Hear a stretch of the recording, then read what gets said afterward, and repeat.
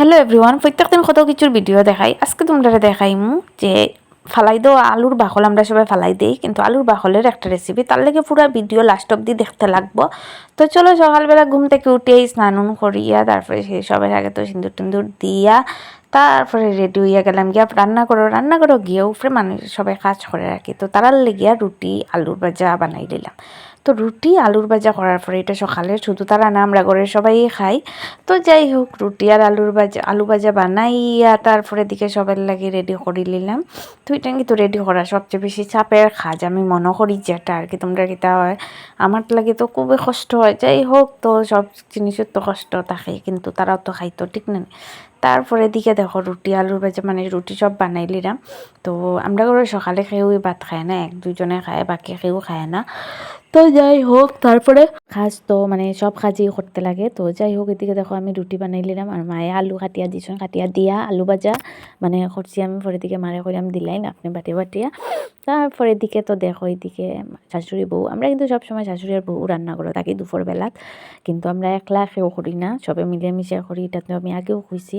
আর ওই দেখো এইদিকে হলে আমি সব রেডি করে লিছি। তো প্রত্যেক দিন তো আমরা কত কিছু খাই, বালা বালা সবজি খাই। তো আজকে কই আলুর বাকলটাই দিয়া না ফালাইয়া কিছু করা যায়নি দেখি, তার লাগে দেখো আলুর বাকল লইয়া বালা করিয়া পরিষ্কার করিয়া ধুই নিলাম।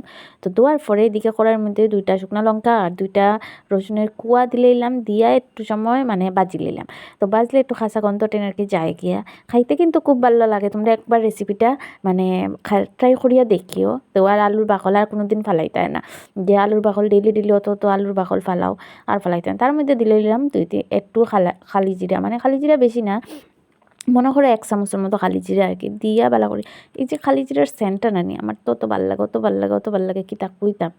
তারপরে দেখো আলুর বাকল, তারপরে ওটাইন মরিচ রসুন ওটাইন একটু বালা করিয়া গ্রাইন্ডারও পেস্ট হইলাম। যদি তোমার ফাটা থাকে তো ফাটার মধ্যে বাটি লইলে, ফাটাত বাটলে কিন্তু স্বাদ আলাদা থাকে, কিন্তু আমরা যেহেতু ফাটা আছে কিন্তু বাটারও মানুষের অভাব আর কি, তার লাগিয়ে একটু বাটি নিলাম। এদিকে দেখো একটু পেঁয়াজ মানে কড়াইয়ের মধ্যে তেল গরম করিয়া পেঁয়াজ দিলাম, দিয়া একটু হলুদ আর একটু হইলো নুন। তোমরা জাল কিন্তু একটু বেশি পরিমাণেও দিতে পারো, কোনো অসুবিধা নাই, খাইতে কিন্তু বহুত স্বাদ লাগে।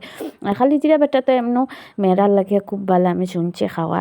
তো যাই হোক, তারপরে দেখো বাটাটাইন সব দিলাম, দিয়া তো বালা করিয়া তারপরে তো বুঝরাই তো, এরপরে তো মানে কষাইতে যত শুকনা হইব মানে পুরা বাজা হইতো আর কি। তো বাজা করার পরে তোমরা একবার খালি ট্রাই করিয়া দেখিও কিরকম স্বাদ লাগে, বুঝছো?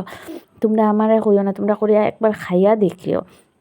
তো অনেকটাই সুন্দর লাগে। তারপরে একটু নুন দিলেইলা, আর মানে নুন একটু লাগছে যেমন একটু কম হইব আর কি, তার লেগিয়া তো একটু নুন দিলেইলা। তো আর পরে দিকে তোমরা জাস্ট খাইয়া একবার দেখিও কিতা হয়, বুঝছো নি? তারপরে দিকে কইও। তারপরে তো কষাইতে দেখো শুকনা হয়ে যাব। শুকনা হওয়ার পরে তোমরা একবার কালারটা একটু খালা হইব, কারণ খালি জিরা দেওয়া হয়েছে তো তার লাগে। তো কিরম লাগলো আজকের ভিডিও জানাইও। টাটা বাই বাই, দেখা হইব নেক্সট ভিডিও।